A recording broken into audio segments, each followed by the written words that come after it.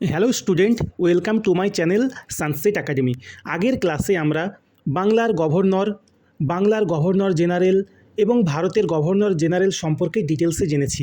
আজকের ক্লাসের আলোচনার বিষয় হলো ভারতের ভাইসরয়গণ। তাহলে একে একে আমরা সমস্ত ভাইসরয়গণ সম্পর্কে জানব।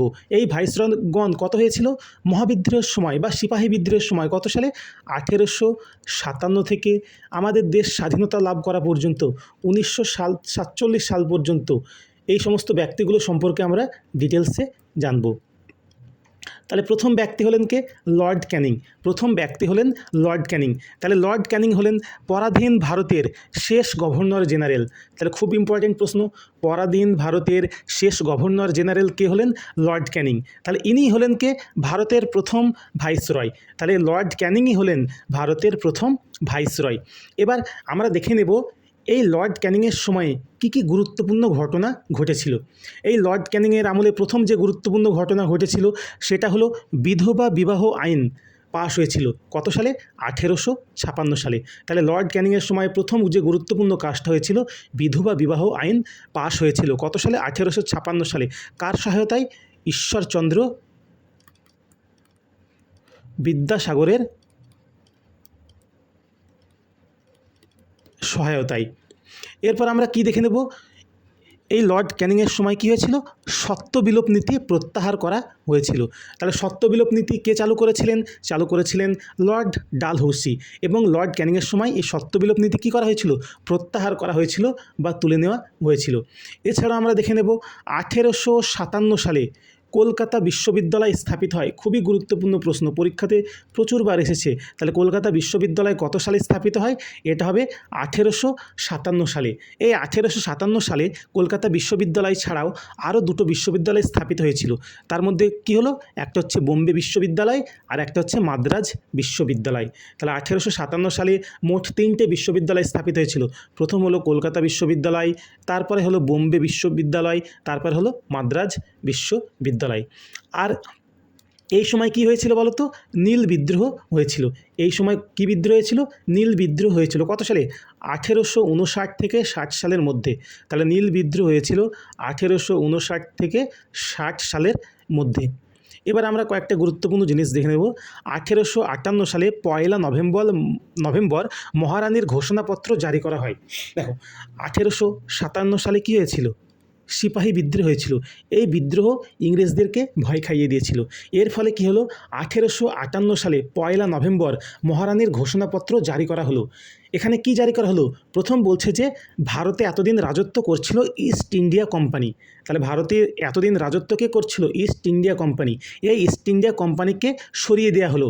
ইস্ট ইন্ডিয়া কোম্পানিকে কী করা হলো? বাতিল করে দেওয়া হলো বা সরিয়ে দেওয়া হলো। তারপর এলো সরাসরি ব্রিটিশ রাজা রানীরা কী করতে লাগলো? ভারতবর্ষকে শাসন করতে লাগলো। তাহলে ইস্ট ইন্ডিয়া কোম্পানির ক্ষমতার অবসান ঘটিয়ে দিল এবং ব্রিটিশ যে সমস্ত রাজা রানী ছিল তারা সরাসরি ভারতকে শাসন করতে লাগলো। 2 নম্বর কী আছে? ধর্মীয় বিষয়ে হস্তক্ষেপ করা বন্ধ করে দিল। কী করা হলো? ধর্মীয় বিষয়ে হস্তক্ষেপ করা বন্ধ করা হলো। অর্থাৎ জাতি, ধর্ম, বর্ণ নির্বিশেষে যোগ্যতার ভিত্তিতে সরকারি চাকরিতে নিয়োগ করা শুরু হলো। তাহলে ধর্মীয় বিষয়ে হস্তক্ষেপ করা বন্ধ করে দিল। জাতি, ধর্ম, বর্ণ, যোগ্যতার ভিত্তিতে কী করা হলো? সরকারি চাকরিতে নিয়োগ শুরু করা হলো। এবার দেখো 3 নম্বর কী বলেছে? সত্যবিলোপ নীতি প্রত্যাহার করা হলো। সত্যবিলোপ নীতিটাকে কী করা হলো? তুলে নেওয়া হলো। স্যার তাহলে সত্যবিলোপ নীতি কি? সত্যবিলোপ নীতি চালু করেছিলেন লর্ড ডালহৌসি। সত্যবিলোপ নীতি হলো এমন একটা নীতি, ধরো কোনো রাজ্যে রাজার পুত্র সন্তান নাই, এক কথায় উত্তরাধিকারী নাই, তাহলে সেই রাজ্য কী হবে? ইংরেজদের দখলে চলে যাবে। রাজা কিন্তু কোনো পুত্র সন্তানকে দত্তক নিতে পারবে না। তাহলে কোনো রাজ্যের রাজার যদি পুত্র সন্তান না থাকে, সেই রাজ্যের সমস্ত সম্পত্তি ইংরেজদের হাতে চলে যাবে। এটাই হচ্ছে সত্যবিলোপ নীতি। তারপরে আমরা দ্বিতীয় ভাইসরয়ের সম্পর্কে জানব। দ্বিতীয় ভাইসরয় হচ্ছে লর্ড মেয়ো। দেখো, অনেকগুলো ভাইসরয় আছে। সবাইকে আমাদের পড়ার দরকার নেই, যেগুলো খুবই গুরুত্বপূর্ণ সেগুলো আমরা ডিটেলসে পড়ব। এই লর্ড মেয়োর আমলে ভারতবর্ষে প্রথম জনগণনা শুরু হয়েছিল। খুব ইম্পর্টেন্ট প্রশ্ন যে ভারতবর্ষে প্রথম জনগণনা কোন ভাইসরয়ের আমলে শুরু হয়, সেটা হবে লর্ড মেয়ো। কত সালে? 1872 সালে। আবারও বলছি, প্রশ্নটা খুবই গুরুত্বপূর্ণ। কোন ভাইসরয়ের আমলে ভারতবর্ষে প্রথম জনগণনা শুরু হয়েছিল, সেটা হবে লর্ড মেয়ো। কত সালে? 1872 সালে। আর এর আমলেই স্ট্যাটিস্টিক্যাল সার্ভে অফ ইন্ডিয়া এটা প্রতিষ্ঠিত করা হয়েছিল। তাহলে এর আমলেই স্ট্যাটিস্টিক্যাল সার্ভে অফ ইন্ডিয়া 1872 সালে কী করা হয়েছিল? প্রতিষ্ঠা করা হয়েছিল। স্যার তাহলে স্ট্যাটিস্টিক্যাল সার্ভে অফ ইন্ডিয়া কি? দেখো, এটা হচ্ছে এক ধরনের সংস্থা যেটার প্রধান কাজ হচ্ছে কি বলতো, ভারতের অর্থনীতি, জনসংখ্যা, সামাজিক খাতের তথ্য সংগ্রহ করা ও তুলে ধরা। তাহলে কি বললাম? এটা হচ্ছে এমন একটা সংস্থা যার প্রধান কাজ হচ্ছে ভারতের অর্থনীতি, জনসংখ্যা এবং সামাজিক খাতে যে সমস্ত তথ্যগুলো আছে সেগুলোকে সংগ্রহ করা এবং প্রকাশ করা। এছাড়াও এরা কি করে থাকে? এছাড়াও এরা ভারতের বেকারত্ব, মুদ্রাস্ফীতি, জিডিপি এবং অন্যান্য আর্থসামাজিক জরিপ পরিচালনা করে থাকেন। এই লর্ড মেয়োর আমলে আর একটা গুরুত্বপূর্ণ ঘটনা ঘটেছিল, সেটা পাঞ্জাবে কুকা বিদ্রোহ শুরু হয়েছিল। পাঞ্জাবে কি বিদ্রোহ শুরু হয়েছিল? কুকা বিদ্রোহ। খুবই ইম্পর্টেন্ট প্রশ্ন যে পাঞ্জাবে কুকা বিদ্রোহ কার আমলে শুরু হয়েছিল? লর্ড মেয়োর আমলে। কুকা বিদ্রোহ কোন স্থানে শুরু হয়েছিল? পাঞ্জাবে। এছাড়াও আমরা দেখব 1872 সালে লর্ড মেয়ো যখন আন্দামানে যান, তখন আন্দামানের পোর্ট ব্লেয়ারে শের আলী নামে একজন ব্যক্তির হাতে তিনি মারা যান। এই শের আলী কী করেছিল? লর্ড মেয়োকে ছুরি দ্বারা হত্যা করেছিল। কি করেছিল? ছুরির আঘাতে হত্যা করেছিল। এবার আমরা জেনে নেব লর্ড নর্থব্রুক এর আমলে একটা গুরুত্বপূর্ণ ঘটনা ঘটেছিল, সেটা হচ্ছে নাট্যাভিনয় নিয়ন্ত্রণ আইন। কি ঘটেছিল? নাট্যাভিনয় নিয়ন্ত্রণ আইন। কত সালে? 1876 সালে। তাহলে আমাদেরকে জানতে হবে নাট্যাভিনয় নিয়ন্ত্রণ আইন কি? নাট্যাভিনয় নিয়ন্ত্রণ আইন হলো সেই আইন, দেখো তখনকার যুগে তো এরকম টিভি বা মোবাইল ছিল না, তাহলে সমস্ত জিনিসগুলো কি করা হতো? হয় সংবাদপত্রে প্রকাশ করা হতো, না হয় নাটকের মাধ্যমে দর্শকের সামনে তুলে ধরা হতো। তাহলে ইংরেজরা যে সমস্ত কুকর্ম করছিল, জনসাধারণের উপর অত্যাচার করছিল, সেই সমস্ত ঘটনাগুলোকে কি করা হতো? নাটকের মাধ্যমে অভিনয় করে জনসাধারণকে জানানো হতো যে ইংরেজরা কীভাবে আমাদের ওপর অত্যাচার করছে। এই ইংরেজ বিরোধী কার্যকলাপ যাতে নাটকের মাধ্যমে দেখাতে না পারে, সেই জন্য নাট্যাভিনয় নিয়ন্ত্রণ আইন পাশ করা হয়। অর্থাৎ নাটকের দ্বারা ইংরেজরা যে সমস্ত অন্যায় অত্যাচার করছে ভারতবর্ষের মানুষের ওপর, সেগুলো কোনোভাবেই দেখানো যাবে না। দেখালেই কী হবে? তাদের জেল হয়ে যেত। এটা হচ্ছে নাট্যাভিনয় নিয়ন্ত্রণ আইন, পাস হয়েছিল 1876 সালে। এবার দেখব লর্ড লিটন। এই লর্ড লিটন কী নামে পরিচিত? Viceroy of reverse character. তাহলে লর্ড লিটন পরিচিত হচ্ছে ভাইসরয় অফ রিভার্স ক্যারেক্টার। তাহলে এটা কি? দেখো 1876-77 সালের দিকে ভারতবর্ষে একটা দুর্ভিক্ষ সৃষ্টি হয়েছিল। ভারতবর্ষে কী হয়েছিল? একটা দুর্ভিক্ষের সৃষ্টি হয়েছিল, ভয়াবহ দুর্ভিক্ষের সৃষ্টি হয়েছিল। এই সময় কী হয়েছিল? তাহলে লর্ড লিটনের কাজ কী ছিল? দুর্ভিক্ষের সময় মানুষ খেতে পাচ্ছে না, তাহলে তাদেরকে আর্থিক সাহায্য করা, খাবারের ব্যবস্থা করা, সেই সমস্ত কাজ না করে তিনি কি করেছিলেন? বিলাসিতা শুরু করেছিলেন। বিলাসিতা বলতে সেই সময় কে ছিল? রানী ভিক্টোরিয়া ইংল্যান্ড থেকে ভারতবর্ষে আসবেন, সেই জন্য প্রচুর অর্থ ব্যয় করে দিল্লির দরবারে একটা কি করেছিলেন? একটা অনুষ্ঠানের আয়োজন করেছিলেন এবং রানী ভিক্টোরিয়াকে কাইজার-ই-হিন্দ বা ভারতের সাম্রাজ্ঞী উপাধি ভূষিত করেছিলেন। তাহলে কাইজার-ই-হিন্দ উপাধিতে ভূষিত করেছিলেন। তাহলে এখান থেকে একটা প্রশ্ন আমাদেরকে জানতে হবে, কাইজার-ই-হিন্দ এই পুরস্কারটি কোন ব্যক্তি পেয়েছিলেন? এছাড়াও একটি ব্যক্তি পেয়েছিলেন, তিনি হলেন মহাত্মা গান্ধী। কত সালে? 1915 সালে। যখন 1915 সালে তাকে কাইজার-ই-হিন্দ উপাধি দেওয়া হয়েছিল। এরপর মহাত্মা গান্ধী কী করেছিল? 1920 সালে জালিয়ানওয়ালাবাগের হত্যাকাণ্ডের পর এই উপাধি ত্যাগ করেছিলেন। এরপর আমরা দেখে নেব ভার্নাকুলার প্রেস অ্যাক্ট বা দেশীয় ভাষায় সংবাদপত্র আইন। তাহলে দেশীয় ভাষায় সংবাদপত্র আইন কি? যে সমস্ত পেপার বা সংবাদপত্রে কী লেখা হতো? ইংরেজদের বিরুদ্ধে লেখা হতো। যে সমস্ত সংবাদপত্রগুলোতে ইংরেজদের বিরুদ্ধে লেখা হতো, সেই সমস্ত সংবাদপত্রগুলোকে কড়া নির্দেশ দিল যে ইংরেজ বিরোধী কোনো কথা লেখা যাবে না। এটাই হচ্ছে ভার্নাকুলার প্রেস অ্যাক্ট বা দেশীয় ভাষায় সংবাদপত্র আইন। কত সালে হয়েছিল? সালে। এরপর দেখব 1878 সালে তিনি আর একটা অ্যাক্ট পাস করেছিলেন, সেটা হচ্ছে আর্মস অ্যাক্ট। তাহলে আর্মস অ্যাক্ট কি? আর্মস অ্যাক্ট হলো ভারতীয়রা ব্রিটিশদের বিরুদ্ধে অস্ত্র ব্যবহার করতে পারবে না, অর্থাৎ এক কথায় বলতে গেলে ভারতীয়দের কাছে কোনো শস্ত্রই থাকবে না, আর যদিও বা থাকে ব্রিটিশদের বিরুদ্ধে কোনো মতেই তা ব্যবহার করা যাবে না। এরপর দেখব 1876 সালে তিনি সিভিল সার্ভিস পরীক্ষা সর্বোচ্চ বয়স 21 থেকে 19 করেছিলেন। তাহলে সিভিল সার্ভিস পরীক্ষার বয়স সর্বোচ্চ কত ছিল? সব থেকে বেশি ছিল 21 বছর, সেটাকে কমিয়ে তিনি কত করেছিলেন? 19 বছর করেছিলেন। তার কারণ কি? যাতে ভারতীয় মেধাবী স্টুডেন্টরা এই সিভিল সার্ভিস পরীক্ষাতে বসতে না পারে, শুধুমাত্র ইংরেজরাই বসতে পারে এবং ইংরেজরা কি করে? ভারতবর্ষের মানুষকে শাসন শোষণ করতে পারে। এবার আমরা আসবো লর্ড রিপনের আমলে। তাহলে লর্ড রিপন, তাহলে এটাকে আমাকে জানতে হবে, দেশীয় ভাষায় সংবাদপত্র আইন বা ভার্নাকুলার প্রেস অ্যাক্ট, এই লর্ড রিপন কি করেছিলেন? বাতিল করেছিলেন। তাহলে এখান থেকে যে গুরুত্বপূর্ণ প্রশ্নটা আসেন যে দেশীয় ভাষায় সংবাদপত্র আইন কে পাশ করেন? সেটা হবে লিটন। পাশ করেছিলেন লিটন। আর বাতিল করেছিলেন বা রদ করেছিলেন সেটা হবে রিপন। দেখো খুব গোলমেলে প্রশ্ন। তাহলে আমরা কি জানবো? বাতিল করেন বা রদ করেন। তাহলে রয়ে হচ্ছে রদ, রয়ে হচ্ছে রিপন। তাহলে এটা মনে রাখলেই দেখবে চালু করেছিলেন লিটন, তোমাদের মনে চলে আসবে। আর একটা হচ্ছে লোকাল সেলফ গভর্নমেন্ট বা স্থানীয় স্বায়ত্তশাসন প্রতিষ্ঠা করেছিলেন লর্ড রিপন। কত সালে? 1882 সালে। অর্থাৎ স্থানীয় মানুষজন নিজেদের মধ্যে সরকার গঠন করবে এবং নিজেরাই কি করবে? নিজেদেরকে পরিচালনা করবে, নিজেদের সুবিধা অসুবিধাগুলো তুলে ধরবে।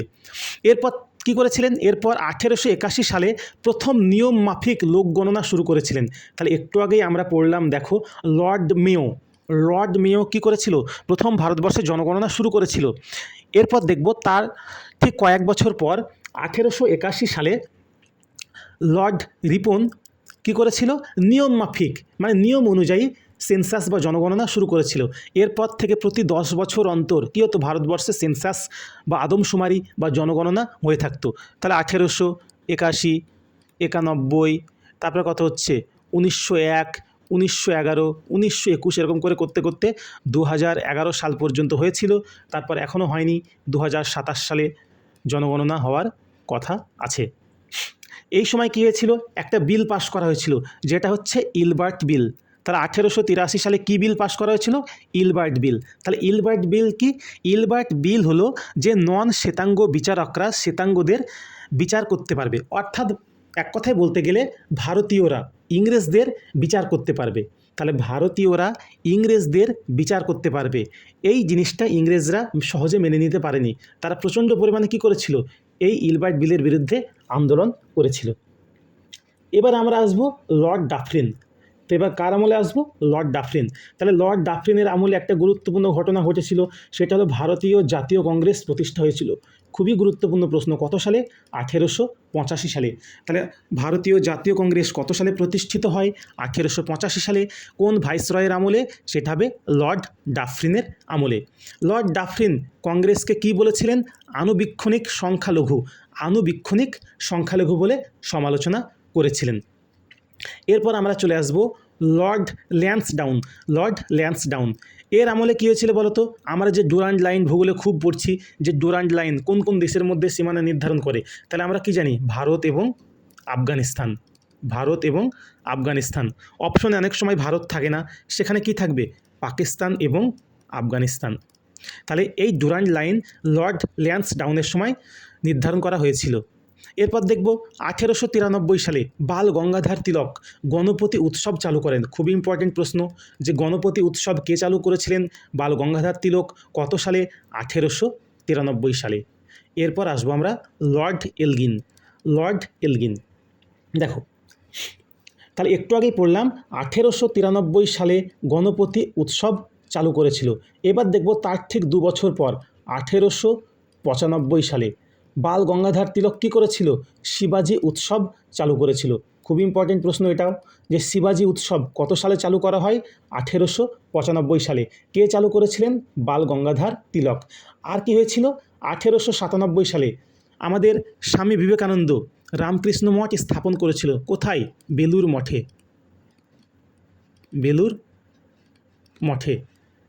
তাহলে স্বামী বিবেকানন্দ অর্থাৎ স্বামীজি বেলুর মঠে কি করেছিল? রামকৃষ্ণ মঠ স্থাপন করেছিল। কত সালে? 1897 সালে। 1897 সালে। এবার আমরা দেখে নেব লর্ড কার্জন। এই লর্ড কার্জনটাকে আমাদেরকে ভালোভাবে পড়তে হবে, কারণ এই লর্ড কার্জন অনেক কিছু কাজ করেছিল। প্রথম কাজ আসছে র্যালে কমিশন বা ইউনিভার্সিটি কমিশন। কত সালে? 1902 সালে। তাহলে 1902 সালে লর্ড কার্জনের নির্দেশ মতো স্যার টমাস র্যালের নেতৃত্বে এই র্যালে কমিশন বা ইউনিভার্সিটি কমিশন গঠন করা হয়েছিল। এর ফলস্বরূপ 1904 সালে ইউনিভার্সিটি অ্যাক্ট পাস করা হয়। তাহলে এর ফলস্বরূপ কী হয়েছিল? 1904 সালে ইউনিভার্সিটি অ্যাক্ট পাস করা হয়। এই লর্ড কার্জনের আমলে কি হয়েছিল? বঙ্গভঙ্গের প্রস্তাব দেওয়া হয়েছিল। কত সালে? 1905 সালের 19শে জুলাই। তাহলে বঙ্গভঙ্গর প্রস্তাব হয়েছিল 1905 সালের 19শে জুলাই। কোথা থেকে ঘোষণা করা হয়েছিল? সিমলা থেকে। তাহলে সিমলা থেকে ঘোষণা করা হয়েছিল এবং বঙ্গভঙ্গ কার্যকরী হয় 1905 সালের 16ই অক্টোবর। খুব ইম্পর্টেন্ট প্রশ্ন যে বঙ্গভঙ্গ কত সালে কার্যকরী হয়? 1905 সালের 16ই অক্টোবর। এছাড়াও দেখব 1904 সালে বিহারের পুসাতে ভারতের প্রথম কৃষি গবেষণা কেন্দ্র স্থাপন করা হয়। তাহলে 1904 সালে বিহারের পুসাতে ভারতের প্রথম কৃষি গবেষণা কেন্দ্র স্থাপন করা হয়েছিল। এছাড়াও আমরা দেখে নেব সতীশচন্দ্র বসু, প্রমথনাথ মিত্র, যতীন্দ্রনাথ ব্যানার্জি যৌথভাবে 1902 সালে কলকাতাতে অনুশীলন সমিতি প্রতিষ্ঠা করেন। তাহলে অনুশীলন সমিতি কত সালে প্রতিষ্ঠিত হয়? 1902 সালে। কে প্রতিষ্ঠা করেছিলেন? সতীশচন্দ্র বসু, প্রমথনাথ মিত্র, যতীন্দ্রনাথ ব্যানার্জি। সব থেকে যে নামটা বেশি থাকে সেটা হলো প্রমথনাথ মিত্র। এটা অপশনে সব থেকে বেশি থাকে। এরপর আমরা দেখব এর পরবর্তীতে 1905 সালে আরও একটি শক্তিশালী শাখা হিসাবে ঢাকা অনুশীলন সমিতি প্রতিষ্ঠা করা হয়। তাহলে ঢাকা অনুশীলন সমিতি প্রতিষ্ঠা করা হয় কত সালে? 1905 সালে। কে প্রতিষ্ঠা করেছিলেন? পুলিন বিহারী দাস। খুবই ইম্পর্ট্যান্ট প্রশ্ন যে ঢাকায় অনুশীলন সমিতি কে প্রতিষ্ঠা করেন? পুলিন বিহারী দাস। এই লর্ড কার্জন কংগ্রেসের শান্তিপূর্ণ ধ্বংস চেয়েছিলেন বা পিসফুল ডিমাইস। তাহলে লর্ড কার্জন কী চেয়েছিল? কংগ্রেসের শান্তিপূর্ণ ধ্বংস হোক বা পিসফুল ডিমাইস চেয়েছিলেন। লর্ড কার্জনের লেখা একটা গুরুত্বপূর্ণ বইটার নাম হলো the problems of east. The problems of east বইটি কার লেখা? লর্ড কার্জনের লেখা। খুবই গুরুত্বপূর্ণ। তাহলে লর্ড কার্জনের লেখা একটি গুরুত্বপূর্ণ বইয়ের নাম হলো দ্য প্রবলেম অফ ইস্ট। এছাড়াও দেখব 1904 সালে অভিনব ভারত, 1899 সালে মিত্র মেলা, এই দুটো প্রতিষ্ঠা করেছিলেন বীর সাভারকার। তাহলে বীর সাভারকার 1899 সালে মিত্র মেলা এবং 1904 সালে অভিনব ভারত প্রতিষ্ঠা করেছিলেন। এবার আমরা দেখে নেব 1902 সালে সতীশচন্দ্র মুখোপাধ্যায়। 1902 সালে সতীশচন্দ্র মুখোপাধ্যায় কী করেছিলেন? ডন সোসাইটি প্রতিষ্ঠা করেছিলেন। প্রত্যেকটা প্রশ্ন ইম্পর্টেন্ট। যে সমস্ত প্রশ্ন কটা এখানে লেখা আছে বা লাইন কটা লেখা আছে প্রত্যেকটা ইম্পর্টেন্ট, বেছে বেছে লেখা হয়েছে। এবার আসবো লর্ড মিন্টো। এই লর্ড মিন্টো কী করেছিলেন? লর্ড মিন্টো দেখো মরলে মন্টে সংস্কার 1909 সাল চালু করেছিলেন। তাহলে মরলে মিন্টো সংস্কার চালু করেছিলেন কত সালে? এর মেন উদ্দেশ্য কী ছিল? সেপারেট ইলেকটোরেট ফর মুসলিম, অর্থাৎ মুসলিমদের জন্য আলাদা ভোটের ব্যবস্থা করা হয়েছিল। তাহলে মুসলিমদের জন্য কি করা হয়েছিল? আলাদা ভোটের ব্যবস্থা করা হয়েছিল। এছাড়াও দেখব 1907 সালে সুরাট অধিবেশনে কংগ্রেস দুটো ভাগে ভাগ হয়ে যায়। এই লর্ড মিন্টোর আমলে 1907 সালে যে সুরাট অধিবেশন হয়েছিল কংগ্রেসের, সেই সুরাট অধিবেশনে কংগ্রেস দুটো ভাগে ভাগ হয়ে যায়। একটা হচ্ছে নরমপন্থী আর একটা হচ্ছে চরমপন্থী। তাহলে দুটো ভাগে ভাগ হয়ে যায়, একটা কি বললাম? নরমপন্থী আর একটা হচ্ছে চরমপন্থী। এছাড়াও দেখব 1908 সালে আলিপুর বোমা মামলা হয়েছিল। আলিপুর কী হয়েছিল? বোমা মামলা হয়েছিল। এই বোমা মামলার সঙ্গে সরাসরি কার নাম যুক্ত ছিল? অরবিন্দ ঘোষ। সরাসরি অরবিন্দ ঘোষের নাম যুক্ত ছিল। টোটাল 37 জনের নাম যুক্ত ছিল, তার মধ্যে প্রধান আসামি ছিলেন অরবিন্দ ঘোষ। আর এদের হয়ে যে উকিল আদালতে লড়ছিলেন তিনি হলেন CR দাস বা চিত্তরঞ্জন দাস। কোন উকিল মামলাটা লড়ছিলেন? CR দাস বা চিত্তরঞ্জন দাস। এই যে আলিপুর বোমা মামলা হলো, এর কয়েকদিন পর 1908 সালের 11ই আগস্ট ক্ষুদিরামের ফাঁসি হয়। ক্ষুদিরামের ফাঁসি দেওয়া হয়েছিল। এবার আমরা দেখব লর্ড হার্ডিঞ্জ। এবার আমরা কি দেখব? Lord Hardinge. এই লর্ড হার্ডিঞ্জের আমলে যেটা প্রথম ঘটনা ঘটেছিল, দিল্লির দরবারে পঞ্চম জর্জ বঙ্গভঙ্গ রদ করেন। তাহলে বঙ্গভঙ্গ যখন 1905 সালে চালু করা হলো, তখন কী হলো, প্রচণ্ড পরিমাণে আন্দোলন চলছিল গোটা বাংলা তথা ভারত জুড়ে। তার কারণবশত 1911 সালে কি করা হলো, এই বঙ্গভঙ্গ রদ করা হলো। কে রদ করেছিলেন? পঞ্চম জর্জ। তাহলে ইংল্যান্ডের রাজা পঞ্চম জর্জ এই বঙ্গভঙ্গ রোধ করেছিলেন। কত সালে? 1911 সালে। এর পরপর তিনি কি করলেন?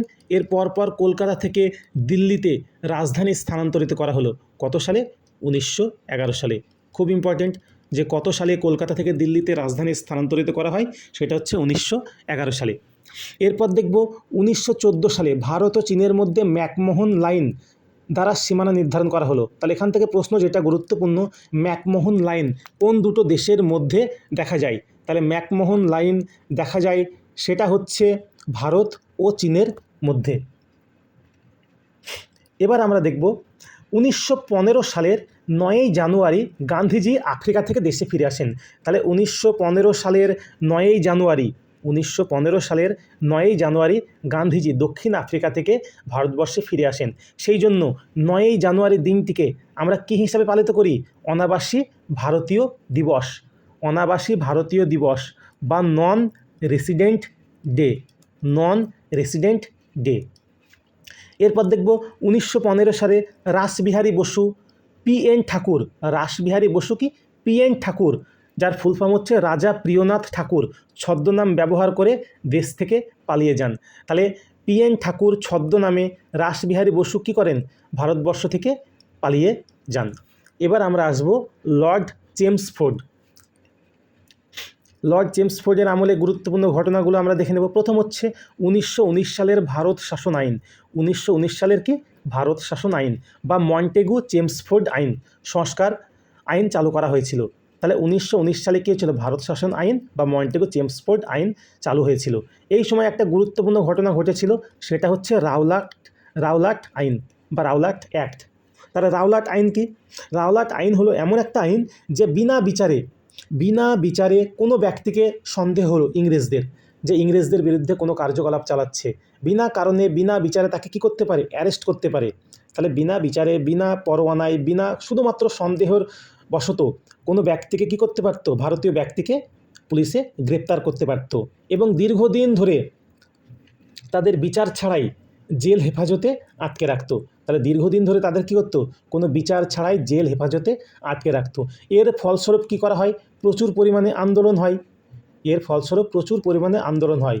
জালিয়ানওয়ালাবাগের হত্যাকাণ্ড তখন হয়েছিল। কত সালে? 1919 সালের 13ই এপ্রিল। কেন জালিয়ানওয়ালাবাগের হত্যাকাণ্ড হয়েছিল? এই রাওলাট আইনের প্রতিবাদে মানুষজন যখন প্রতিবাদ করতে শুরু করলো, জালিয়ানওয়ালাবাগের হত্যাকাণ্ড ঘটেছিল 13ই এপ্রিল 1919 সালে। এটা কোথায় অবস্থিত? এটা পাঞ্জাবে অবস্থিত। মাইকেল এবং ডায়ারের নির্দেশে প্রচুর পরিমাণে পুলিশে গুলি চালাতে শুরু করে এবং প্রচুর মানুষ এই জালিয়ানওয়ালাবাগের হত্যাকাণ্ডের ফলে মারা গিয়েছিল। এবার আমরা দেখব বিহারের চম্পারণ সত্যাগ্রহ কত সালে হয়েছিল? 1917 সালে। এটা হচ্ছে গান্ধীজির প্রথম সত্যাগ্রহ। তাহলে ভারতে গান্ধীজির প্রথম সত্যাগ্রহ, প্রশ্নটা খুবই ইম্পর্টেন্ট, ভারতে গান্ধীজির প্রথম সত্যাগ্রহ সেটা হচ্ছে বিহারের চম্পারণ সত্যাগ্রহ। সেটা কত সালে হয়েছিল? সেটা হয়েছিল 1917 সালে। এবার আমরা দেখে নেব আমেদাবাদ মিল ধর্মঘট। এটা হয়েছিল 1918 সালে। গান্ধীজির প্রথম অনশন। তাহলে গান্ধীজির কী হয়েছিল? প্রথম অনশন। এটা হচ্ছে গান্ধীজির প্রথম অনশন। এবার দেখে নেব আমরা খেদা সত্যাগ্রহ। এটাও হয়েছিল 1918 সালে। তাহলে গুজরাটের একটা স্থানের নাম হচ্ছে খেদা। সেই অঞ্চলে প্রচণ্ড খরা দেখা দিলে সেখানে চাষাবাদ ভালো না হওয়ার কারণে চাষিরা কী করছিল? কর ইংরেজদেরকে দিতে পারছিল না, কিন্তু ইংরেজরা কোনো মতেই সে কর বা ট্যাক্স ছাড়তে রাজি ছিল না। তখন গান্ধীজি এবং সেই সমস্ত কৃষকরা মিলে আমরণ অনশনে বসলে শেষ পর্যন্ত ইংরেজ সরকার বাধ্য হয়ে কর বা ট্যাক্স মুকুব করে দেন। এরপর আমরা দেখে নেব খিলাফত আন্দোলন। খিলাফত আন্দোলন হয়েছিল 1919 সালে। এর সভাপতি কাকে নিযুক্ত করা হয়েছিল? গান্ধীজিকে। আর এর নেতৃত্ব দিয়েছিলেন আলী ভ্রাতৃদ্বয়। আলী ভ্রাতৃদ্বয় হচ্ছে কে? মোহাম্মদ আলী ও ও শওকত আলী। তাহলে খিলাফত আন্দোলনের, দেখো এখান থেকে প্রশ্ন কিন্তু ঘুরিয়ে আসে, যদি বলা হয় খিলাফত আন্দোলনের সভাপতি কে ছিলেন তাহলে হবে গান্ধীজি, আর যদি বলেন খিলাফত আন্দোলনের নেতৃত্ব কে দিয়েছিলেন তাহলে অপশনে থাকবে আলী ভ্রাতৃদ্বয়, অর্থাৎ মোহাম্মদ আলী ও শওকত আলী।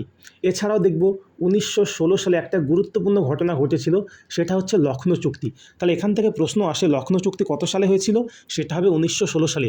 লখনৌ চুক্তি কাদের মধ্যে সংগঠিত হয়েছিল বা স্বাক্ষরিত হয়েছিল, সেটা হবে কংগ্রেস ও মুসলিম লীগের মধ্যে। তাহলে কংগ্রেস ও মুসলিম লীগের মধ্যে একটা চুক্তি স্বাক্ষরিত হয়েছিল, সেই চুক্তিটাই হচ্ছে লখনৌ চুক্তি। সেই চুক্তিটাই কী চুক্তি? লখনৌ চুক্তি। এছাড়াও আমরা দেখে নেব এই 1916 সালের কংগ্রেসের অধিবেশনে চরমপন্থী এবং নরমপন্থীদের মিলন হয়। তাহলে একটু আগেই পড়লাম যে চরমপন্থী এবং নরমপন্থী 1907 সালে সুরাট অধিবেশনে কী হয়েছিল? বিভক্ত হয়ে গেছিল।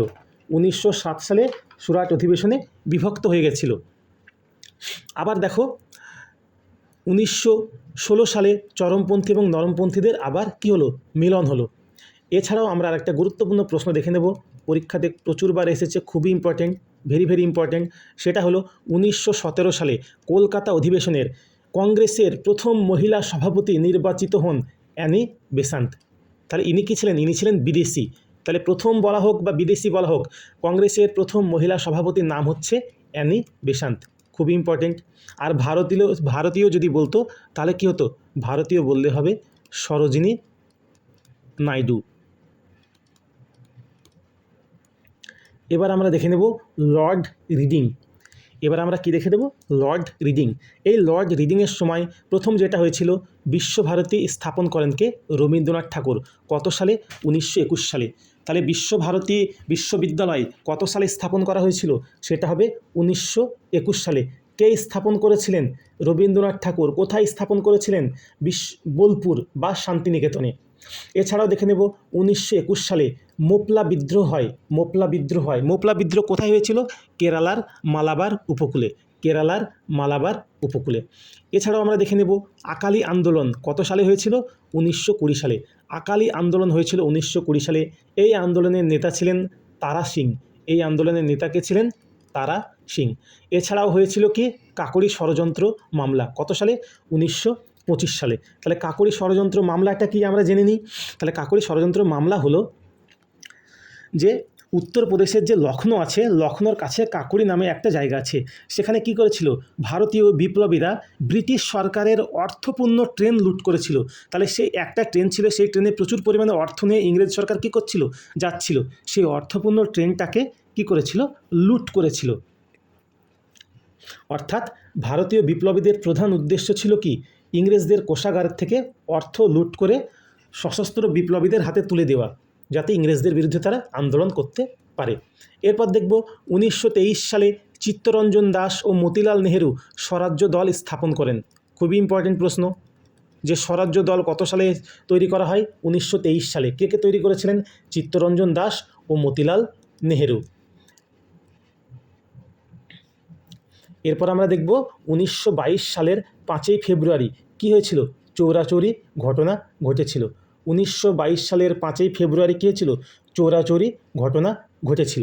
দেখো 1922 সালেই 4ই বা 5ই ফেব্রুয়ারি ব্রিটিশ ভারতের উত্তরপ্রদেশের গোরক্ষপুর জেলায় চৌরাচৌরি নামক স্থানে অসহযোগ আন্দোলন চলাকালীন একটা সহিংসতম ঘটনা ঘটেছিল।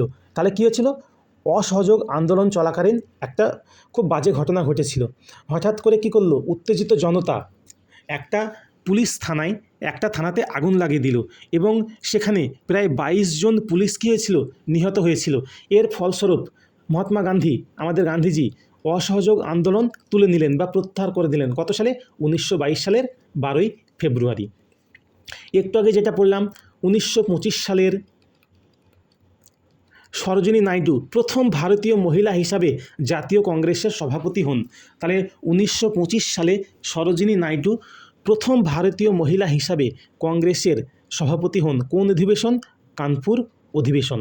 কানপুর অধিবেশন। তাহলে কি বললাম? প্রথম ভারতীয় মহিলা। তাহলে প্রথম ভারতীয় মহিলা। আর যদি বলতো প্রথম মহিলা, ভারতীয়টা যদি না থাকতো তাহলে কি হতো? তাহলে হতো অ্যানি বেসান্ত। আর ভারতীয় বললে হবে সরোজিনী নাইডু। আমরা পরেরটা দেখে নিই, লর্ড আরউইন। এই লর্ড আরউইনের সময় কী হয়েছিল, 1927 সালে সাইমন কমিশন গঠন করা হয়েছিল। সাইমন কমিশন কত সালে গঠন করা হয়েছিল, 1927 সালে। এর পরের বছর 1928 সালে সাইমন কমিশন কি করেন, ভারতে আসেন। সাইমন কমিশন কি করে, ভারতে আসে। কিন্তু ভারতীয়রা এই সাইমন কমিশনকে কি করেছিল, বয়কট করেছিল। তাহলে ভারতীয়রা কি করেছিল, সাইমন কমিশনকে বয়কট করেছিল। এর বয়কটের মূল কারণ হচ্ছে এই সাইমন কমিশনে একজন ভারতীয় সদস্যও ছিল না। তাহলে সাইমন কমিশনে একজন ভারতীয় সদস্যও ছিল না। এরপর আমরা আরেকটা গুরুত্বপূর্ণ লাইন দেখে নিই, সেটা হচ্ছে মতিলাল নেহেরু 1928 সালে নেহেরু কমিশন গঠন করেন। তাহলে নেহেরু কমিশন বা নেহেরু কমিটি কে গঠন করেছিলেন, মতিলাল নেহেরু। কত সালে, 1928 সালে। এটা খুব ইম্পর্টেন্ট। 1929 সালে লাহোর অধিবেশনে, তাহলে 1929 সালে কংগ্রেসের লাহোর অধিবেশনে জওহরলাল নেহেরুর সভাপতিত্বে কংগ্রেস প্রথম পূর্ণ স্বরাজ দাবি করেছিলেন। তাহলে কংগ্রেস প্রথম কি করেছিলেন, পূর্ণ স্বরাজ দাবি করেছিলেন। খুব ইম্পর্টেন্ট, পরীক্ষাতে বারবার আসে যে পূর্ণ স্বরাজ কংগ্রেসের কোন অধিবেশনে দাবি করা হয়, সেটা হবে কি, লাহোর অধিবেশন। কত সালে, 1929 সালে। এরপর আমরা দেখে নেব 1929 সালের 31শে ডিসেম্বর জওহরলাল নেহেরু ইরাবতী নদীর তীরে, ইরাবতী এই নদীর আরেকটা নাম কি হচ্ছে, রাভি। তাহলে ইরাবতী বা রাভি নদীর তীরে প্রথম ত্রিবর্ণ রঞ্জিত পতাকা উত্তোলন করেন। তাহলে 1929 সালের 31শে ডিসেম্বর জওহরলাল নেহেরু ইরাবতী বা রাভি নদীর তীরে কী করেছিলেন, প্রথম ত্রিবর্ণ রঞ্জিত পতাকা উত্তোলন করেছিলেন। প্রথম স্বাধীনতা দিবস কবে পালন করা হয়েছিল, ইনারা প্রথম স্বাধীনতা দিবস পালন করেছিলেন 1930 সালের 26শে জানুয়ারি। তাহলে ইনারা প্রথম স্বাধীনতা দিবস কবে উদযাপন করেছিলেন বা পালন করেছিলেন, সেটা হবে 1930 সালের 26শে জানুয়ারি। সেই জন্য 26শে জানুয়ারি দিনটাকে আমরা কী হিসাবে জানি, প্রজাতন্ত্র দিবস হিসাবে পালন করে থাকি। দেখো, 26শে জানুয়ারি দিনটাকে প্রজাতন্ত্র দিবস হিসাবে পালন করার মেন কারণ হচ্ছে 1930 সালে 26শে জানুয়ারি প্রথম স্বাধীনতা দিবস পালন করা হয়। এছাড়াও আমরা কি দেখব, 1949 সালে 1949 সালের 26শে নভেম্বর আমাদের সংবিধান গৃহীত হলেও 1950 সালের 26শে জানুয়ারি সেটা কি করা হয়েছিল, কার্যকর করা হয়েছিল।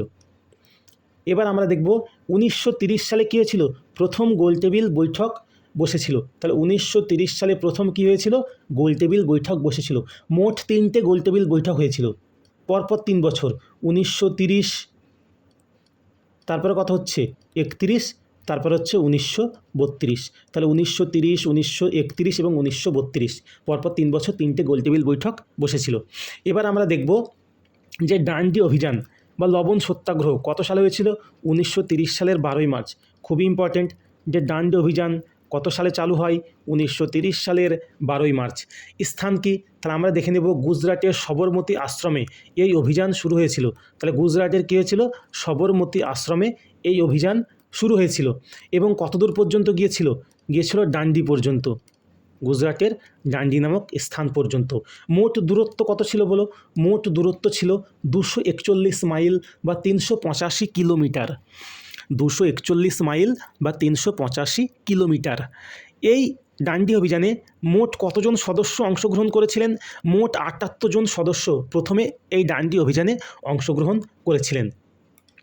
এরপর আমরা দেখব 1930 সালের 6ই এপ্রিল মহাত্মা গান্ধী সমুদ্রের জল তুলে সেখান থেকে জলটাকে ফুটিয়ে লবণ তৈরি করেন এবং ইংরেজদের বিরুদ্ধে আন্দোলন শুরু করেন। তাহলে ইংরেজদের বিরুদ্ধে কী করেছিলেন, আন্দোলন শুরু করেছিলেন। তাহলে দেখো লবণ সত্যাগ্রহ নীতি কেন চালু করা হয়েছিল, তাহলে আমাদের সব থেকে দৈনন্দিন জীবনে বেসিক নিড কি, খাবারে লবণ। সেই লবণটাই যদি আমরা প্রত্যাহার করি ইংরেজদের কাছ থেকে, তাহলে একটা বড় অংশের জিনিস ভারতীয়রা ইংরেজদের কাছ থেকে প্রত্যাহার করছে, সেই জন্য লবণটাকেই বেছে নেওয়া হয়েছিল।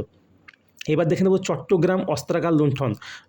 চট্টগ্রাম অস্ত্রাগার লুণ্ঠন কত সালে হয়েছিল, 1930 সালের 8ই এপ্রিল। তাহলে এটা হয়েছিল 1930 সালের 8ই এপ্রিল। এর নেতৃত্ব দিয়েছিলেন মাস্টারদা সূর্য সেন।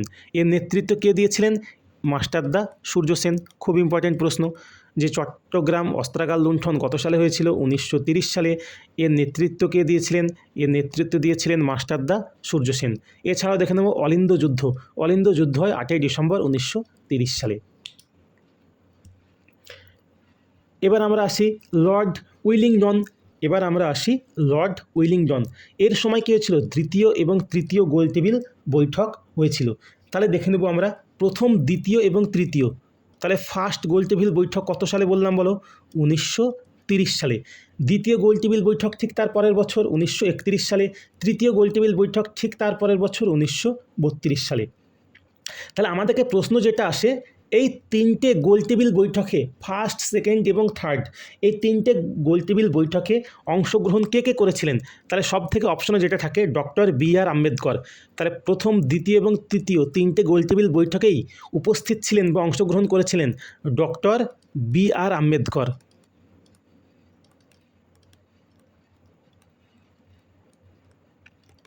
এছাড়াও দেখে নেব আমরা কে ছিল? তেজ বাহাদুর সাপ্রু। তাহলে ডক্টর বি.আর. আম্বেদকর, তেজ বাহাদুর সাপ্রু।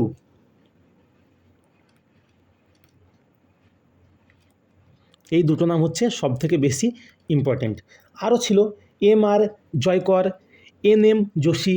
সব থেকে এই দুটো নাম হচ্ছে ইম্পর্টেন্ট। এছাড়াও দেখে নেব সাম্প্রদায়িক বাটোয়ারা নীতি। সাম্প্রদায়িক বাটোয়ারা নীতি কে চালু করেছিলেন? ব্রিটিশ প্রধানমন্ত্রী র্যামসে ম্যাকডোনাল্ড। তাহলে সাম্প্রদায়িক বাটোয়ারা নীতি কে চালু করেছিলেন? ব্রিটিশ প্রধানমন্ত্রী র্যামসে ম্যাকডোনাল্ড। কত সালে? 1932 সালে। তাহলে সাম্প্রদায়িক বাটোয়ারা নীতি কি? যে সমস্ত ধর্মের মানুষকে আলাদা করে দেবো। বর্তমানে যেটা চলছে, হিন্দুদের জন্য আলাদা, মুসলিমদের জন্য আলাদা, খ্রিস্টানদের জন্য আলাদা, শিখদের জন্য আলাদা, দলিতদের জন্য আলাদা, সবাইকে কি করে দেবো? আলাদা আলাদা করে ভাগ করে দেবো। দেখতেই পাচ্ছ বর্তমানে যেটা চলছে, সবাইকে আলাদা আলাদা করে ভাগ করে দিলে কি হবে? শাসন করতে সুবিধা হবে। সেই গল্পে পড়েছিলাম, একটা জায়গায় কি আছে? 5টা লাঠি। 5টা ভাইকে যদি একটা একটা করে দিয়ে দেয়, তাহলে লাঠিগুলো ভাঙতে খুব সহজেই ভেঙে ফেলা যাচ্ছে লাঠিগুলোকে, বা ভাঙতে কোনো কষ্ট হচ্ছে না। যখনই 5টা লাঠি এক জায়গায় থাকছে, তাকে ভাঙতে কী হচ্ছে? অনেক কষ্ট হচ্ছে। এবার আমরা দেখে নেব পুনা চুক্তি। পুনা চুক্তি কত সালে হয়েছিল? 1932 সালে। কার কার মধ্যে? মহাত্মা গান্ধী এবং আম্বেদকরের মধ্যে। যখন সাম্প্রদায়িক বাটোয়ারা নীতি ঘোষণা করা হলো, তখন এই নীতির বিরুদ্ধে গান্ধীজি কী করেছিলেন? আমরণ অনশনে বসেছিলেন। তখন 1932 সালে গান্ধীজি এবং আম্বেদকরের মধ্যে একটা পুনা চুক্তি স্বাক্ষরিত হয়। এছাড়াও আমরা দেখে নেব চৌধুরী রহমত আলী এই সময় পাকিস্তান শব্দটি ব্যবহার করেন। তাহলে এই লর্ড উইলিংটনের ভাইসরয়ের আমলে চৌধুরী রহমত আলী প্রথম পাকিস্তান শব্দটি কী করেছিলেন? ব্যবহার করেছিলেন। তাহলে এখান থেকে যেটা সব থেকে ইম্পর্টেন্ট, যে পাকিস্তান শব্দটি কে প্রথম ব্যবহার করেন?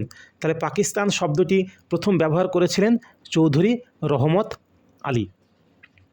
এছাড়া আমরা দেখব 1935 সালে কী হয়? ভারত শাসন আইন পাশ হয়। 1935 সালে ভারত শাসন আইন পাশ করা হয়েছিল। এর পরের ভাইসরয় হলো লর্ড লিনলিথগো। এর পরের ভাইসরয় কে হলেন? Lord Linlithgow. তাহলে এখান থেকে আমরা জেনে নেব দ্বিতীয় বিশ্বযুদ্ধ চলাকালীন ভারতের ভাইসরয় ছিলেন লিনলিথগো। তাহলে দ্বিতীয় বিশ্বযুদ্ধ চলাকালীন ভারতের ভাইসরয় কে ছিলেন? Lord Linlithgow. আর যেটা সব থেকে বেশিবার পরীক্ষায় দেয়, যে দ্বিতীয় বিশ্বযুদ্ধ চলাকালীন ব্রিটিশ প্রধানমন্ত্রী কে ছিলেন? তাহলে দ্বিতীয় বিশ্বযুদ্ধ চলাকালীন ব্রিটিশ প্রধানমন্ত্রী ছিলেন উইনস্টন চার্চিল। তাহলে কে ছিলেন? Winston Churchill. এছাড়াও আমরা গুরুত্বপূর্ণ আরও কয়েকটা ডেটা দেখে নিই। 1938 সালে কংগ্রেসের হরিপুরা অধিবেশনে, তাহলে 1938 সালে কংগ্রেসের হরিপুরা অধিবেশনে নেতাজি কী হয়? প্রথমবারের জন্য সভাপতি নির্বাচিত হন। খুবই ইম্পর্টেন্ট প্রশ্ন, যে নেতাজি কত সালে কংগ্রেসের সভাপতি নির্বাচিত হন? 1938 সালে। কোন অধিবেশনে? হরিপুরা অধিবেশনে। এর ঠিক পরের বছর 1939 সালে কংগ্রেসের ত্রিপুরী অধিবেশনে দ্বিতীয়বার নেতাজি কী হন? দ্বিতীয়বার নেতাজি সভাপতি নির্বাচিত হন। তাহলে প্রথমবার হচ্ছেন 1938 সালের হরিপুরা অধিবেশন, দ্বিতীয় হচ্ছে 1939 সালের ত্রিপুরী অধিবেশন। এই ত্রিপুরী অধিবেশনটা খুব গুরুত্বপূর্ণ, তার কারণ কি?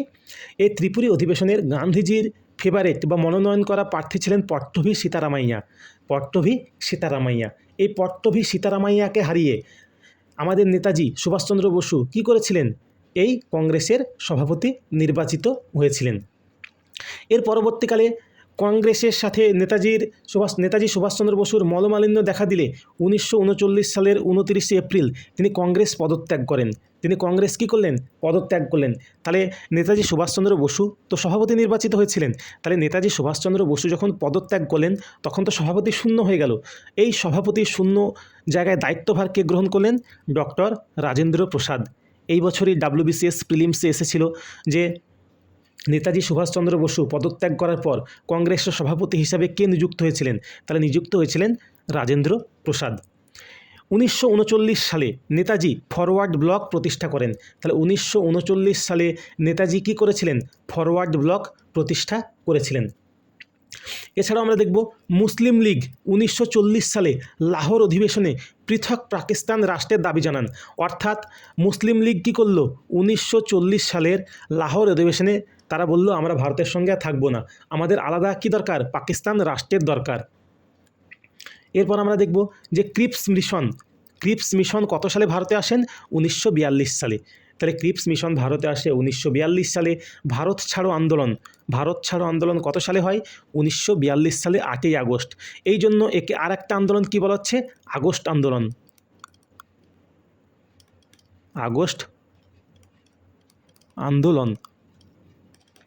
তাহলে ভারত ছাড়ো আন্দোলন কত সালে হয়েছিল? 1942 সালে। কত তারিখে? 8ই আগস্ট। সেই জন্য এই আন্দোলন আর একটা নাম হচ্ছে আগস্ট আন্দোলন। এই আন্দোলন ওয়ার্ধা আন্দোলন হিসাবে বা ওয়ার্ধা প্রস্তাব হিসাবে পরিচিত। তার কারণ কি? কংগ্রেসের ওয়ার্ধা অধিবেশনে এই ভারত ছাড়ো আন্দোলন প্রথম কথা উঠেছিল বা শুরু হয়েছিল, সেই জন্য এটা ওয়ার্ধা আন্দোলনও বলা হয়। আর একটা আন্দোলন বলা হয়, এটা হচ্ছে লিডারলেস রিভল্ট। কেন বলা হচ্ছে? এই ভারত ছাড়ো আন্দোলন যখন শুরু হয়েছিল তখন ম্যাক্সিমাম বড় বড় লিডাররা কোথায় ছিল? জেলে ছিল। মহাত্মা গান্ধী, সর্দার বল্লভভাই প্যাটেল, পণ্ডিত জওহরলাল নেহেরু সময় কোথায় ছিল? জেলে বন্দি অবস্থায় ছিল। তাহলে এই সময় ভারত ছাড়ো আন্দোলনের সময় একজন মহিলা খুব আন্দোলনে যুক্ত ছিলেন। তার নাম কি ছিল? তার নাম ছিল অরুণা আসফ আলী। তাহলে ভারত ছাড়ো আন্দোলনের সঙ্গে কোন নারী যুক্ত ছিলেন? তাহলে প্রথম সবথেকে গুরুত্বপূর্ণ নারীর নাম হচ্ছে অরুণা আসফ আলী।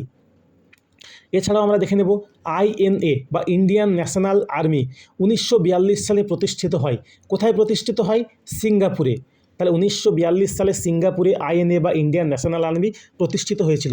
প্রতিষ্ঠিত কে করেছিলেন? ক্যাপ্টেন মোহন সিং। তাহলে ক্যাপ্টেন মোহন সিং INA প্রতিষ্ঠা করেছিল। কোথায়? সিঙ্গাপুরে। কত সালে? 1942 সালে। এবার আমরা দেখে নেব লর্ড ওয়াভেল। Lord Wavell. দেখো, এই লর্ড ওয়াভেলের আমলে প্রথম কী হয়েছিল? 1945 সালে ওয়াভেল পরিকল্পনা বা সিমলা প্ল্যান হয়েছিল। তাহলে ওয়াভেল পরিকল্পনা বা সিমলা প্ল্যান কি? এটা আমাদেরকে জানতে হবে। তাহলে ওয়াভেল পরিকল্পনা বা সিমলা প্ল্যান হলো, এবার ইংরেজরা যখন দেখলো ভারতবর্ষে রাজত্ব করা সম্ভব না, এবার ভারতবর্ষ কী করতে হবে? ভারতীয়দের হাতে তুলে দিতে হবে। তখন ওয়াভেল পরিকল্পনা আসলো যে কীভাবে ভারতবর্ষের হাতে, মানুষের হাতে তুলে নেবে, নেতাদের হাতে। তার জন্য যে সমস্ত পরিকল্পনা, এই পরিকল্পনাগুলো এই সিমলা প্ল্যান বা ওয়াভেল পরিকল্পনার দ্বারা নেওয়া হচ্ছিল। কিন্তু এই পরিকল্পনা কি হয়েছিল? ব্যর্থ হয়েছিল। তার কারণ কি? কংগ্রেস চাইছিল জাতি, ধর্ম, বর্ণ নির্বিশেষে একটা রাষ্ট্র গঠন করতে। আর মুসলিম লীগ কি চাইছিল? মুসলিম লীগ চাইছিল পাকিস্তান নামক আলাদা রাষ্ট্র। পাকিস্তান নামক আলাদা রাষ্ট্র। আর কংগ্রেস কি চাইছিল? জাতি, ধর্ম, বর্ণ নির্বিশেষে অখণ্ড ভারত দেশ। সেই জন্য এই ওয়াভেল পরিকল্পনা কী হয়েছিল? ব্যর্থ হয়েছিল। এরপর 1946 সালে এই সমস্যা সমাধানের জন্য কে এসেছিল? ক্যাবিনেট মিশন ভারতে আসে। তাহলে এই সমস্যা সমাধানের জন্য 1946 সালে কে ছিল? ক্যাবিনেট মিশন ভারতে এসেছিল। এর 3জন সদস্য ছিল। প্রথম সদস্য হচ্ছে পেথিক লরেন্স। প্রথম সদস্যর নাম কি? Pethick Lawrence. ইনি ছিলেন ক্যাবিনেট মিশনের নেতা বা হেড। তারপর কে ছিলেন? স্ট্যাফোর্ড ক্রিপস এবং আরেকজন ছিলেন AV আলেকজান্ডার। তাহলে আমরা দেখে নেব যে ক্যাবিনেট মিশনের সদস্য কে ছিলেন বলতো। তাহলে প্রথম সদস্য হলো প্যাথিক লরেন্স, তারপরে হলো স্ট্যাফোর্ড ক্রিপস এবং সর্বশেষ হলো AV আলেকজান্ডার। এই সময় আরেকটা বিশাল বড় ঘটনা ঘটেছিল, সেটা হলো নৌ বিদ্রোহ। সেটা কি হলো? সেটা হলো নৌবিদ্রোহ। নৌবিদ্রোহ কত সালে হয়েছিল? 18ই ফেব্রুয়ারি 1946 সালে। কোথায় হয়েছিল? বোম্বে। তাহলে বোম্বে হয়েছিল কত সালে? 1946 সালের কত তারিখে? 18ই ফেব্রুয়ারি। কোথায় হয়েছিল? তলোয়ার নামক জাহাজে। তাহলে বোম্বের একটা তলোয়ার নামক জাহাজে এই নৌ বিদ্রোহ প্রথম কী হয়েছিল? শুরু হয়েছিল কত সালে? 1946 সালে। পরবর্তীতে সর্দার বল্লভভাই প্যাটেলের সহায়তায় এই নৌ বিদ্রোহ কী হয়? বন্ধ হয়েছিল। তাহলে সর্দার বল্লভভাই প্যাটেলের সহায়তায় এই নৌ বিদ্রোহ কী হয়েছিল? বন্ধ হয়েছিল। এরপর আমরা দেখে নেব যে গণপরিষদ প্রথম সভা কত সালে বসেছিল? 1946 সালের 9ই ডিসেম্বর। তাহলে গণপরিষদের প্রথম সভা কত সালে বসেছিল? 1946 সালের 9ই ডিসেম্বর। নভেম্বর বলে থাকলে ভুল বলেছি। তাহলে গণপরিষদের প্রথম সভা বসেছিল 1946 সালের 9ই ডিসেম্বর। তাহলে 9ই ডিসেম্বর যখন গণপরিষদের প্রথম সভা বসেছিল তখন এর সভাপতিকে নির্বাচিত হয়েছিলেন সচ্চিদানন্দ সিনহা। তখন এর সভাপতি নির্বাচিত হয়েছিলেন সচ্চিদানন্দ সিনহা। ইনি ছিলেন অস্থায়ী সভাপতি। তাহলে গণপরিষদের প্রথম অস্থায়ী সভাপতির নাম জিজ্ঞাসা করলে হবে সচ্চিদানন্দ সিনহা। আর যদি জিজ্ঞাসা করে গণপরিষদের স্থায়ী সভাপতির নাম, তাহলে হবে ডক্টর রাজেন্দ্র প্রসাদ। কত তারিখে বসেছিল? এটা হচ্ছে 11ই ডিসেম্বর। আর অস্থায়ী যেটা হয়েছিল সেটা হচ্ছে 9ই ডিসেম্বর। তাহলে গণপরিষদের অস্থায়ী সভাপতি বলতে হবে সচ্চিদানন্দ সিনহা, আর স্থায়ী সভাপতির কথা বলতে হবে ডক্টর রাজেন্দ্র প্রসাদ। তাহলে ভারতের শেষ ভাইসরয় সেটা হচ্ছে কে? Lord Mountbatten. ভারতের শেষ ভাইসরয় হলেন লর্ড মাউন্টব্যাটেন। কত সালে? 1947 সাল থেকে 1948 সাল পর্যন্ত।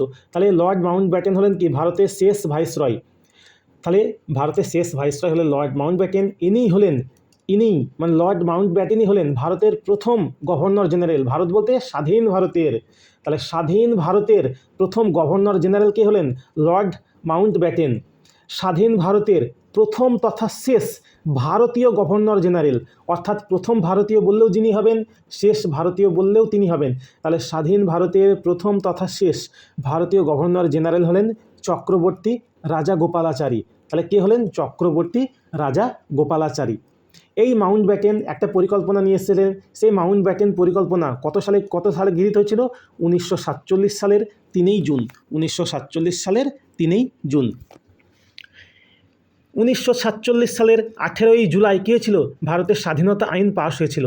তাহলে 1947 সালের 18ই জুলাই কী হয়েছিল? ভারতের স্বাধীনতা আইন পাশ হয়েছিল। 1947 সালের 15ই আগস্ট কী হয়েছিল? ভারত স্বাধীনতা দিবস লাভ করেছিল।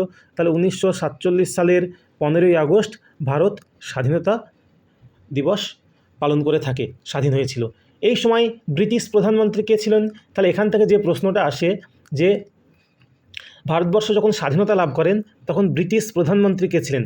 তখন ব্রিটিশ প্রধানমন্ত্রী ছিলেন ক্লিমেন্ট এটলি। খুবই গুরুত্বপূর্ণ প্রশ্ন। তখন ব্রিটিশ প্রধানমন্ত্রী কে ছিলেন? Clement Attlee.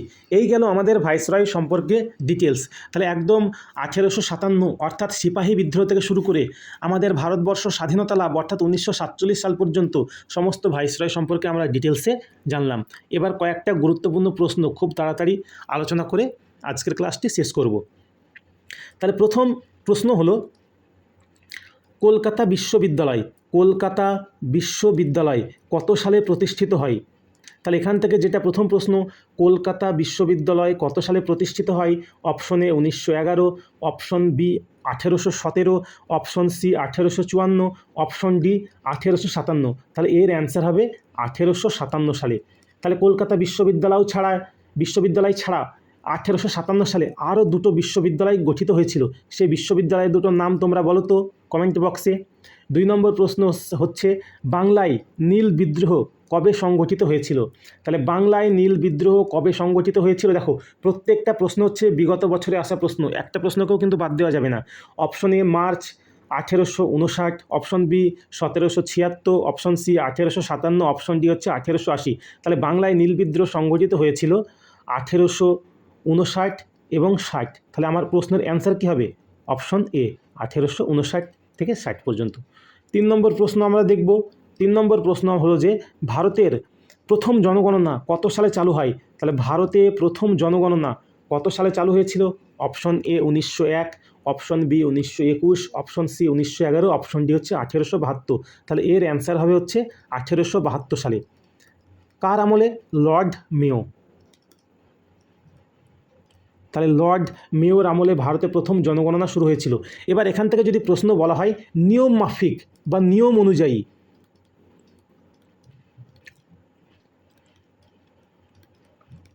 তাহলে যদি বলা হয় নিয়ম অনুযায়ী কার আমলে ভারতবর্ষে জনগণনা আদমশুমারি বা সেন্সাস শুরু হয়েছিল, সেটা কী হবে বলো তো? সেটা হবে লর্ড রিপন।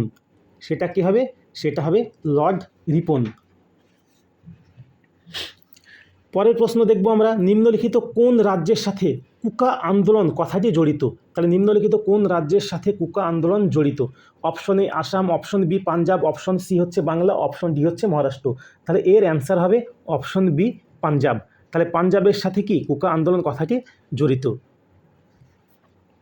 এবার আমরা দেখব 5 নম্বর প্রশ্ন, vernacular press act, vernacular press act বা দেশীয় ভাষায় সংবাদপত্র আইন কে প্রবর্তন করেছিলেন? Option A Northbrook, option B Dalhousie, option C Lytton, option D হচ্ছে রিপন। তাহলে ভার্নাকুলার প্রেস অ্যাক্ট বা দেশীয় ভাষায় সংবাদপত্র আইন এটা প্রবর্তন করেছিলেন হচ্ছে লর্ড লিটন। তাহলে এটা প্রবর্তন কে করেছিলেন? লর্ড রিপন। আর যদি বলা হয় বাতিল করা বা রদ করা, তাহলে রদ করেছিলেন রিপন। তাহলে কি বললাম? রয়ে রদ, রয়ে রিপন। তাহলে বাতিল করেছিলেন বা রদ করেছিলেন হচ্ছে রিপন, আর চালু করেছিলেন হচ্ছে লর্ড লিটন। তাহলে এবার আমরা তোমাদের জন্য কয়েকটা প্রশ্ন রেখেছি, সেই প্রশ্নগুলো দেখে নেব। তাহলে প্রথম প্রশ্ন হচ্ছে, ভারতীয় জাতীয় কংগ্রেস, ভারতীয় জাতীয় কংগ্রেস কোন ভাইসরয়ের আমলে গঠিত হয়েছিল? তাহলে ভারতীয় জাতীয় কংগ্রেস কোন ভাইসরয়ের আমলে গঠিত হয়েছিল? Option A Lord Lytton, option B Lord Dufferin, option C Lord Ripon, option D হচ্ছে মেয়ো। প্রশ্নের অ্যান্সারটা তোমরা কমেন্ট বক্সে জানাবে। আরও 3-4টে হোমওয়ার্ক তোমাদের জন্য আছে, কারণ এই চ্যাপ্টার থেকে প্রশ্নের কোনো শেষ নাই। এই চ্যাপ্টার থেকে যতটা আমরা আলোচনা করলাম, এখান থেকে চাইলে হাজার খানিক প্রশ্ন করা যাবে। তাহলে 7 নম্বর হোমওয়ার্কের প্রশ্ন হচ্ছে, 1893 সালে কে গণপতি উৎসব চালু করেন? তাহলে 1893 সালে গণপতি উৎসব কে চালু করেন? এর সঙ্গে সঙ্গে দিচ্ছি 1895 সালে কে শিবাজি উৎসব চালু করেন? এই প্রশ্ন দুটোর অ্যান্সার সেম হবে। এই প্রশ্ন দুটোর অ্যান্সার কী হবে? সেম হবে। তাহলে option A Bal Gangadhar Tilak, option B Lala Lajpat Rai, option C Chandrashekhar Azad, option D হচ্ছে বিপিন চন্দ্র পাল। এর অ্যান্সারটাও তোমরা কমেন্ট বক্সে জানাবে। 8 নম্বর প্রশ্ন হলো, ঢাকা অনুশীলন সমিতি কে প্রতিষ্ঠা করেন? প্রফুল্ল চাকি, পুলিন দাস, এস এন সান্যাল, যতীন্দ্রনাথ মুখার্জি। এই প্রশ্নের অ্যান্সারটাও তোমরা কী করবে? কমেন্ট বক্সে জানাবে। 9 নম্বর প্রশ্ন, the problem of east, the problem of east বইটির লেখককে? Lord Liton, Winston Churchill, Lord Lawrence, Lord Curzon. এই প্রশ্নের অ্যান্সারটাও তোমরা কি কমেন্ট বক্সে লিখে জানাবে। আজকের শেষ প্রশ্ন, মহাত্মা গান্ধী কত সালে ডান্ডি অভিযান শুরু করেন? তাহলে মহাত্মা গান্ধী কত সালে ডান্ডি অভিযান শুরু করেন? খুবই গুরুত্বপূর্ণ প্রশ্ন, প্রত্যেকটা প্রশ্ন হচ্ছে গুরুত্বপূর্ণ। তাহলে অপশন এ 1920, অপশন বি হচ্ছে 1935, অপশন সি হচ্ছে 1930, অপশন ডি হচ্ছে 1942। এই প্রশ্নের উত্তরটাও তোমরা কি করবে? কমেন্ট বক্সে জানাবে।